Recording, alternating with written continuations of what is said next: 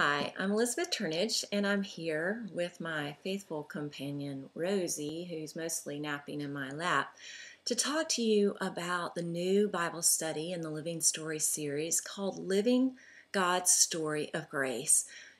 I am so excited about this Bible study, just partly because of what I learned as I studied it, and partly because I've already seen people really grasping these concepts and taking hold of them, and how the gospel is changing their lives.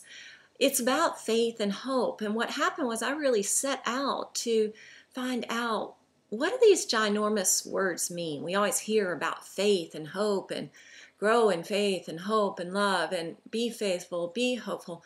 But what does that mean, and how do we do that? And so as I began to study those concepts, God so very graciously took me not only into the story of Scripture to reveal Himself as the ever faithful, unfailingly faithful and hopeful one, and Jesus as the reason for our hope, and the Spirit as our comforter and reminder of hope when we're struggling to believe.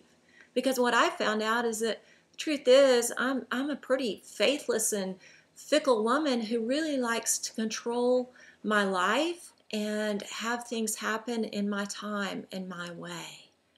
But the good news of the gospel for me and for all of us is that God is working, and that Jesus changes us, and that we are proclaimed faithful and hopeful, not because of anything in ourselves, but because of what God has done and what God is doing in the cosmos.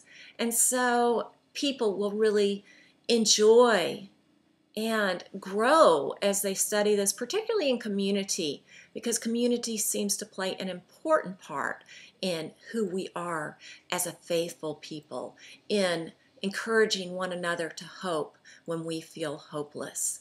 So look for it soon, Living God's Story of Grace.